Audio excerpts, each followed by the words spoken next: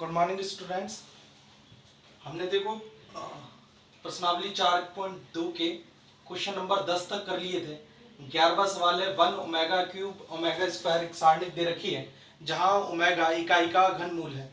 अच्छा, ये ओमेगा इकाई का घनमूल होता है तब हमें एक बात पता है, ठीक है, हमने 11th में पढ़ा है कि अगर ओमेगा इकाई का घनमूल हो, है ना, तब क्या होता है 1 प्लस ओमेगा स्क्वायर किसके बराबर होता है, 0 के, है ना, तथा ओमेगा क्यूब किसके बराबर होता है, 1 के। ये हमें पता है बात। कब? जब ओमेगा इकाई का घनमूल हो, इकाई का घनमूल हो। तो यहां हमें दे रखा है कि ओमेगा इकाई का घनमूल है, तब इस सारणी का मान ज्ञात करना है। इसका मतलब 1 प्लस ओमेगा स्क्वायर किसके बराबर होगा, 0 के, और ओमेगा किसके बराबर होगा, 1 के। तो जब मैं इस सारणी में ओमेगा क्यूब का मान 1 रख लूं, क्योंकि ओमेगा क्यूब तो 1 के बराबर होगा, तो हमारे पास आएगा 1 1 और ओमेगा स्क्वायर, फिर आएगा 1 1 ओमेगा, ठीक है, और फिर आएगा ओमेगा स्क्वायर ओमेगा और 1। या मैंने ओमेगा क्यूब का मान कितना रख लिया है, 1, तो यहां पर भी 1 हो गया, यहां पर भी। अब इसे 0 बनाने के लिए देखो नीचे भी 1 है और बगल में भी 1 है, तो आप चाहे तो कॉलम में से कॉलम को घटा सकते हैं, चाहे ऐसे रो मान के रो में से रो को घटा सकते हैं, ठीक है। तो देखो R1 को अगर मैं चेंज करूं रो के हिसाब से, तो R1 माइनस क्या करना पड़ेगा, R2, R1 में से R2 को घटाना पड़ेगा। तो जब R1 में से R2 को घटाएंगे तो कौन सी रो बदलेगी, R1, R1 को बदलो, 1 में से 1 घटाओ क्या आएगा, 0, फिर 1 में से 1 घटाओ क्या आएगा, 0, और यहाँ क्या आ जाएगा, ओमेगा स्क्वायर माइनस ओमेगा, ठीक है। 1 1 omega as it is, omega square omega और 1 ये भी एज इट इज, क्योंकि केवल R1 बदली हुई है। अब R1 जब आपने बदल ली तो इसमें कितने 0 दिखाई दे रहे हैं, 2, तो 2 0 दिखाई दे रहे हैं, तो R1 के अनुदिश ही क्या कर देंगे, प्रसार। तो चलो यहाँ लिखेंगे R1 के अनुदिश प्रसार, R1 के अनुदिश प्रसार। तो जब आप R1 के अनुदिश प्रसार लिखेंगे तो देखो क्या आएगा, R1 के अनुदिश, जब आप R1 के अनुदिश प्रसार लिखेंगे तो ये रो और ये कॉलम हट जाएगा, तो ओमेगा स्क्वायर माइनस ओमेगा की गुणा किससे हो जाएगी, ये रो और कॉलम हट गया, इसकी गुणा इससे माइनस इसकी इससे, तो पहले इन दोनों की गुणा करेंगे फिर ये घटा देंगे, ठीक है, विकर्ण के अवयव हो जाएंगे ना, इसलिए। तो ओमेगा माइनस कितना आ गया, ओमेगा स्क्वायर, ये ओमेगा स्क्वायर। चलो अब इनके आपस में गुणा करते हैं, तो ओमेगा स्क्वायर की ओमेगा से गुणा करेंगे कितना आएगा, ओमेगा क्यूब, ठीक है, और ओमेगा स्क्वायर की इससे करेंगे तो माइनस के ओमेगा की घात 4, फिर माइनस के ओमेगा स्क्वायर, ठीक है, इससे इसकी गुणा कर दी, माइनस माइनस क्या हो जाएगा, प्लस, और ओमेगा क्यूब। अभी ओमेगा क्यूब तो 1 है, 1 हो गया, माइनस, इसे ऐसे लिख दूं, ओमेगा क्यूब इंटू में ओमेगा, फिर माइनस के ओमेगा स्क्वायर और प्लस के ओमेगा क्यूब का मान फिर से कितना रख देते हैं, 1, 1 और 1 कितने हो गए, 2, ये तो 2 हो गए, ठीक है। और यहां देखो ओमेगा क्यूब का मान कितना हो जाएगा, 1, तो माइनस के ओमेगा और माइनस के ओमेगा स्क्वायर, माइनस कॉमन ले लें इनमें से 2। यहां देखो एक बार 1 प्लस ओमेगा स्क्वायर किसके बराबर है, 0 के, तो मैं ओमेगा को इधर ले जाऊं माइनस का ओमेगा स्क्वायर को इधर ले जाऊंगा तो भी माइनस के ओमेगा स्क्वायर, तो वो किसके बराबर हो जाएगा, 1 के बराबर। तो इसका मतलब ये कितना हो गया, प्लस का 1, तो 2 और 1 कितने हो गए, 3, तो ये 3 इसके आंसर हो गए, ठीक है। तो ये 3 मान आएंगे इसके। अब देखो ओमेगा क्यूब, है ना, 1 के बराबर होगा, और 1 प्लस ओमेगा स्क्वायर 0 के बराबर, कब, जब ओमेगा इकाई का घनमूल हो तब। तो आसान सा सवाल था। 12वां सवाल देखो, इंपॉर्टेंट है।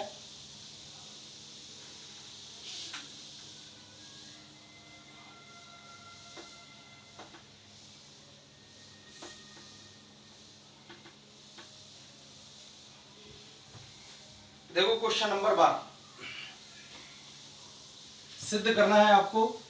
क्वेश्चन नंबर 12 है, सिद्ध कीजिए कि ए स्क्वायर बी सी और a C plus C square, फिर दे रखा है आपको a square plus a b, b square और ए सी, लास्ट में है a b, b square plus b c और सी स्क्वायर, बराबर सिद्ध करना है 4 a square b square c square, ये सिद्ध करके दिखाना है। सवाल देखो एक बार दोबारा से, ए स्क्वायर बी सी ए सी प्लस सी स्क्वायर, फिर दे रखा है सेकंड रो में ए स्क्वायर प्लस ए बी, है ना, बी स्क्वायर और बी सी। अब देखो हमें चाहिए 4a² b² c², है ना। तो क्या यहाँ से a² कॉमन आ सकता है? नहीं। देखो यहाँ पे a² है, यहाँ a², लेकिन यहाँ तो क्या है a। अच्छा, मैं अगर इन दोनों में से a कॉमन ले लूं, देखो a कॉमन आ रहा है ना a² प्लस ab में से, तो क्या बचेगा a प्लस b। और यहाँ से देखो ऊपर से नीचे तक b कॉमन आ रहा है इसमें से, और ऊपर वाले में क्या आ रहा है c कॉमन। तो चलो ये जो कॉमन आ रहा है ना ये कॉमन ले लेते हैं, फिर उससे क्या फायदा होगा, a², a कॉमन इसमें से लिया है, a इसमें से, तो a पूरे कॉलम में से कॉमन आ जाएगा। ठीक है, क्योंकि सवाल को हल करने से पहले अगर कुछ चीज उभयनिष्ठ है तो उसे बाहर निकालते हैं। उभयनिष्ठ को बाहर निकालने से क्या फायदा होता है कि सवाल की जो कैलकुलेशन है वो आसान हो जाती है। ठीक है, तो सबसे पहला काम हम यही करेंगे। तो देखो सवाल में जब आप करेंगे लेफ्ट हैंड साइड लेके LHS, है ना, तो इसे लिखेंगे a², फिर इसे a कॉमन लेके क्या लिखेंगे a प्लस b, है ना, और यहाँ से क्या बचेगा a b, ये a कॉमन आ जाएगा सब में से। यहाँ से देखो bc लिखेंगे, b² लिखेंगे, b कॉमन ले लेंगे तो b प्लस c लिखेंगे। इसी तरह से यहाँ से c कॉमन ले लेंगे तो a प्लस c लिखेंगे, फिर यहाँ लिखेंगे ac और यहाँ लिखेंगे c²। अब लिखेंगे c1, c2 एवं c3 से यानी कॉलम c1 कॉलम c2 और c3 कॉलम नंबर 1 2 3 से क्रमशः क्या क्या उभयनिष्ठ आ रहा है, क्रमशः a b एवं c उभयनिष्ठ लेने पर, उभयनिष्ठ लेने पर, चलो उभयनिष्ठ निकालें। a कॉमन आ गया, b कॉमन आ गया, c कॉमन आ गया। तो यहां से देखो पहले कॉलम पहला लिखूंगा a प्लस b और लास्ट में क्या लिखेंगे b। यहां तक समझ में है। नेक्स्ट इसमें से क्या कॉमन ले लिया हमने b, तो क्या बचेगा c, b और b प्लस c। एक लास्ट कॉलम रह गया, इसमें से c कॉमन ले लो तो क्या बचेगा a प्लस c, फिर a और लास्ट में c, ये बचेगा। अब देखो 4a² b² c² है ना, abc आ गया, एक abc और बाहर निकालें अगर हो जाए तो। देखो एक पर कॉलम जोड़ के देखें, कोई चीज उभयनिष्ठ 1 1 1 बन जाए तो सबसे आसान सवाल हो जाएगा। अगर मैं ऐसे जोड़ता हूं तो a और a 2a और 2b, यहां से जोड़े तो 2b और 2c, यहां से जोड़े तो 2a और 2c, है ना, एक जैसे नहीं जुड़े, और ऐसे जोड़े तो सभी नहीं जुड़ रहे, है ना। चलो तो ऐसे कॉलम से जोड़े या रो से जोड़े तो दो ही कॉमन आएगा, लेकिन हमें तो एक ऐसी संख्या चाहिए थी जो सारी चीज कॉमन आ जाए, है ना। तो देखो ये क्या है हमारे पास a, है ना, और ये क्या है c। अगर मैं इन दोनों को जोड़ दूं a प्लस सी हो जाएगा, और a प्लस सी घटा दूं तो 0 आ जाएगा, है ना, एक 0 बन जाएगा। या फिर a और b को देखो कॉमन नहीं निकल रहा तो 0 बनाने की कोशिश करें, a और b को जोड़ दें तो ये a b घटा दें, फिर 0 बन जाएगी। तो यहाँ 0 बनाने के लिए, है ना, या तो आपको a में c जोड़ के फिर ac घटा दो, दोनों घट जाएंगे, क्योंकि अगर अकेला a घटाओगे तब भी c रह जाएगा। इसलिए 0 बनाने के लिए या तो इन दोनों को जोड़ के a घटा दो, या a और b को जोड़ के a b घटा दो। ठीक है, तो चलो मैं कॉलम की संक्रिया लगा लेता हूँ, a और c को जोड़ देता हूँ और a प्लस c घटा देता हूँ, तो क्या संक्रिया बनेगी, ये c1 है ये c2 है, दोनों जुड़ गए c1 प्लस c2 और घटा कौन सा c3, तो संक्रिया लगेगी हमारी। यहाँ देखो ध्यान से, c1 को लिख रहे हैं c1 plus c2 minus c3। ठीक है, ये संक्रिया लग गई। c1 को क्या लिख रहे हैं c1 plus c2 minus c3। तो देखो घटा के देखें एक बार, तो a प्लस c में से a प्लस c घटाओ क्या आएगा 0, है ना। फिर a प्लस b में से a घटाओगे तो क्या लिखना पड़ेगा 2b, है ना। आप साइड में करके देखें, तो अगर b और b प्लस c को जोड़ देंगे तो 2b और c से c कैंसिल हो जाएगा, तो फिर क्या रह जाएगा 2b। ये समझ में आया ना। और ये एज इट इज रहेंगे c b और क्या लिखेंगे b प्लस c, और फिर लिखेंगे a प्लस c, a और c, और हमारे पास पहले से ऑलरेडी क्या चल रहा है a b c। अब हमने कौन सा कॉलम चेंज किया है c1, और आपको क्या सिखाया है कि जब भी कोई कॉलम चेंज करते हैं या रो चेंज करते हैं तो उसी में से आप उभयनिष्ठ निकालते हैं। ठीक है, तो c1 में से ही उभयनिष्ठ आ जाएगा, क्या कॉमन आ जाएगा 2b, तो आप क्या लिखेंगे c1 से, है ना, 2b उभयनिष्ठ लेने पर,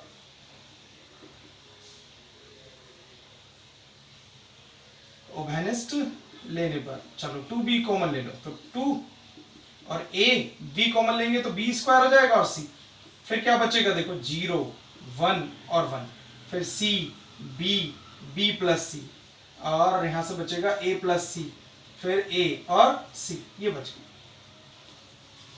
अब देखो 2 आ गया, a b स्क्वायर c आ गया, हमें सिद्ध करना था 4a square b square c square. चलो अब कॉलम फर्स्ट में देखें तो 2 1 आ रहे नीचे नीचे है ना, R2 और R3 में, तो एक 0 बना लेते हैं और 2 0 आ जाएंगी तो प्रसार हो जाएगा आसानी से।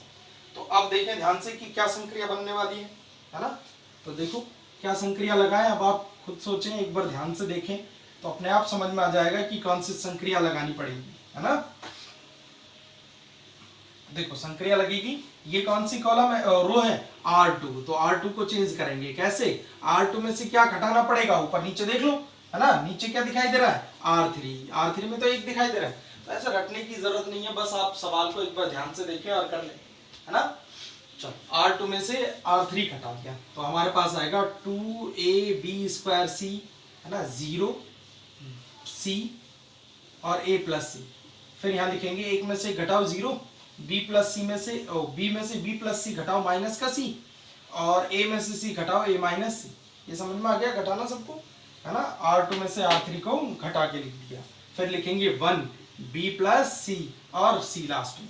अच्छा अब 2 0 किस में दिखाई दे रहा है, कॉमन थोड़ी आ रहा है R2 में से, है ना, तो 2 0 दिखाई दे रहा है C1 में, तो C1 के अनुदिश प्रसार, तो C1 के अनुदिश जब आप इसका मान लिखेंगे तो लिखेंगे 2ab स्क्वायर c, है ना, और यहां से देखो ये रो और कॉलम हट जाएंगे तो 1 की गुणा किससे होगी, 1 की गुणा होगी इन दोनों की गुणा माइनस इन दोनों की गुणा, ठीक है, जो विकर्ण के अवयव होंगे ना उनकी गुणा, तो c की गुणा हो जाएगी किससे, मतलब ब्रैकेट यूज कर लेते हैं, a माइनस सी से, फिर माइनस लिखेंगे और अब की बार माइनस सी की गुणा किससे हो जाएगी, a प्लस सी से, देखो क्या आता है, तो 2ab स्क्वायर c, c की गुणा करो ac माइनस के c स्क्वायर, फिर माइनस माइनस क्या हो जाएगा प्लस, प्लस के ac और माइनस माइनस प्लस के c स्क्वायर, ठीक है। अब c स्क्वायर से c स्क्वायर कैंसिल, अच्छा ac और ac कितने ac हो गए, 2ac, चलो आपस में गुणा करो, गुणा में घाते जुड़ जाती है ना एक जैसी हो तो देखो 2 को 2 से गुणा हो जाएगा 4, a को a से गुणा करेंगे तो घाते जुड़ जाएंगे a स्क्वायर, है ना, b स्क्वायर और c स्क्वायर, ठीक है, समझ में आया सबके। कभी कभी बच्चे क्या है उल्टा कर लेते हैं, इस a की गुणा सबसे कर लेते हैं, सबसे ही तो हो रही है गुणा, है ना, जैसे आपको अगर 4 भार है ना और 4 इंटू में 5 दे रखा है तो 4 की गुणा आप किसी से भी कर, ठीक है, तो वही सेम तरीका है कि आपने a और a जब ये गुणा में है, जैसे 4 इंटू में 4 इंटू में 3 आ जाए तो 4 को 3 से गुणा करके फिर 4 से कर लो, चाहे कैसे भी कर, तो a को a से गुणा कर लिया, घाते जुड़ गई, b स्क्वायर पहले से है, c और c में भी घाते जुड़ जाएंगे, या फिर आप इसे ऐसे लिखें 2 इंटू 2 4, a b स्क्वायर और c और c, तो ये तो गुणा में घाते जुड़ जाएंगे ना, तो कितना आ जाएगा ये 4a square b square c square. चलो ये आसान सा सवाल था, आपके समझ में आ गया होगा, इंपॉर्टेंट सवाल है। अब करते हैं इसका लास्ट सवाल 13वां।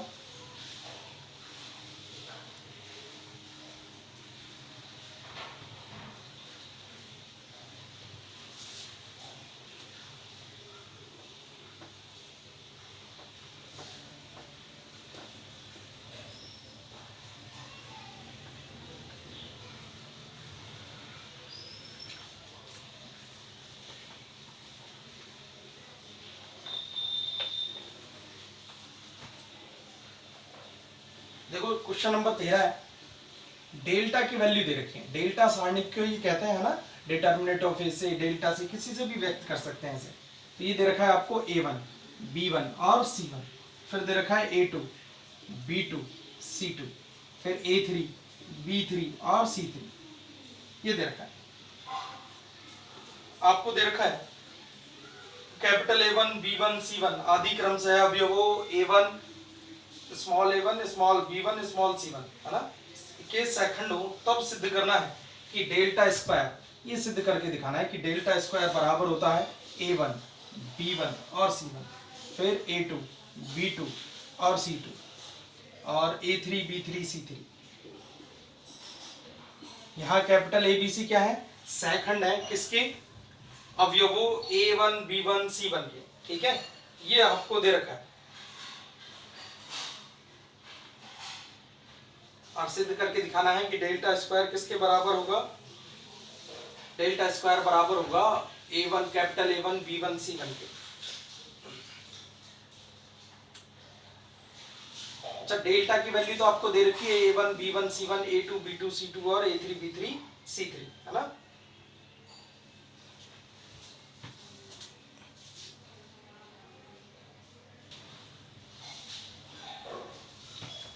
चल, हमने लिख दिया माना, ये भी एक सारणी क्या है ना, वो जो कि डेल्टा स्क्वायर के बराबर, माना डेल्टा डैश मान लिया मैंने, है ना, डेल्टा बराबर तो डेल्टा डैश बराबर मान लिया ये वाली सारणी A1 B1 C1 A2 B2 C2 और A3 B3 C3 A3 B3 C3, ये डेल्टा के बराबर मान लिया, डेल्टा डैश के बराबर, ठीक है। अब मुझे अगर डेल्टा और डेल्टा डैश की गुणा करनी पड़े तो सारणी को की गुणा कैसे करते हैं, पंक्ति की पंक्ति से या फिर पंक्ति की स्तंभ से। तो हमने दो तरीके से आपको गुणा सिखा रखी है। अगर मैं डेल्टा की डेल्टा डैश से गुणा करूं तो देखो क्या आता है, डेल्टा इंटू में डेल्टा डैश बराबर, तो ध्यान से देखना, डेल्टा है हमारे पास A1 B1 C1 A2 B2 C2 और A3 B3 C3, और इसकी गुणा कर देनी है किससे, A डैश से, है ना। तो capital A1 B1 C1 A2 B2 C2 और A3 B3 C3, इससे गुणा कर देंगे। अब गुणा कैसे करेंगे, पंक्ति की पंक्ति से या पंक्ति की स्तंभ से। तो चलो सीधा कर लेते हैं, पंक्ति की पंक्ति से गुणा कर लेते हैं। तो जब मैं पंक्ति की पंक्ति से गुणा करूंगा, इस पंक्ति की इस पंक्ति से गुणा हो जाएगी, तो आप क्या लिखेंगे, A1 कैपिटल A1, है ना, और क्या लिखेंगे प्लस की B1 capital B1 plus C1, है ना, और कैपिटल C1, ठीक है ना, ये आ गया A1 A1 B1 B1 C1 C1। अच्छा, दूसरा, पहली पंक्ति को ही किससे गुणा करेंगे, दूसरी पंक्ति से। तो फिर आपके पास क्या आएगा, देखो ध्यान से, है ना, A1 capital A2 A1 capital A2, थोड़ा बड़ा हो जाएगा, मैं यहाँ लिख देता हूँ एक बार बड़े बड़े स्पष्ट रूप में, आपके अच्छे से समझ में आएगा। फिर सवाल तो समझ में आ गया कि करना क्या है ना। तो देखो, डेल्टा इंटू में डेल्टा डैश, तो मैंने अभी कहा कि जब मैं गुणा करूंगा तो आएगा A1 A1 plus B1 capital B1 plus small C1 capital C1, ठीक है। फिर स्मॉल A1 कैपिटल A2 और प्लस के B1 कैपिटल B2 और प्लस C1 कैपिटल C2, और लास्ट से गुणा करेंगे तो A1 कैपिटल A3, फिर इसी तरह से प्लस के B1 B3 और प्लस के C1 C3, ठीक है। R2 से गुणा करेंगे तो क्या आएगा, A2 A1 plus B2 B1 और plus C2 C1 capital C1, है ना, और फिर यहाँ आएगा वापस से, है ना, A2 capital A2 plus B2 B2 और C2 C2 कैपिटल C2, फिर यहाँ आएगा A2 A3 plus B2 B3 और प्लस C2 C3। अच्छा, लास्ट जब हम गुणा करेंगे लास्ट इस पंक्ति की किससे, तीनों पंक्तियों से, तो क्या आएगा, A3 A1 plus B3 B1 plus C3 C1, यहाँ पे आएगा A3 A2 plus B3 B2 plus C3 C2, और यहाँ पे आएगा A3 capital A3 plus B3 capital B3 plus C3 capital C3। अब एक गुणधर्म याद आ रहा है कि यदि किसी सारणी में किसी पंक्ति या स्तंभ के अवयव को उसी पंक्ति या स्तंभ के सैखंडों से गुणा कर दिया जाए तो आपको डिटर्मिनेंट ऑफ ए प्राप्त हो जाता है, या सारणी का मान या डेल्टा प्राप्त हो जाता है, ठीक है। इसका मतलब ये हुआ कि अब आपको डेल्टा प्राप्त हो गया।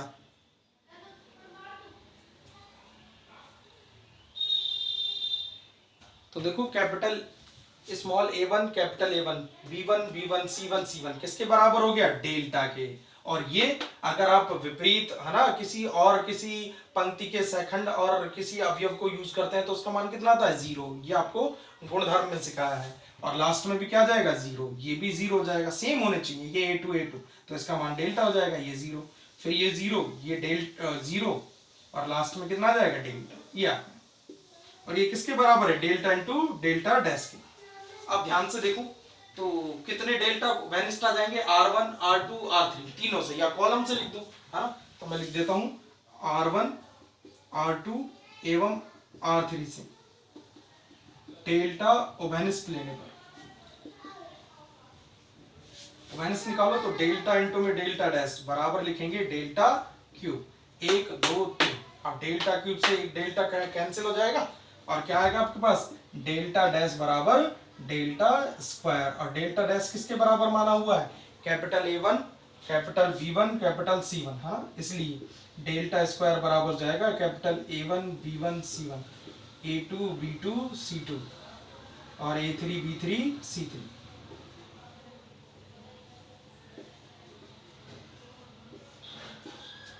तो आपके पास डेल्टा स्क्वायर की वैल्यू पता चल गई है ना, ये आपको सिद्ध करके दिखाना था। अब ये प्रश्नावली आपकी खत्म हो गई, अब इसकी विविध बच रही है, वो आप करके देखें, है ना। इंपॉर्टेंट सवाल मैं करा दूंगा इसके। ओके।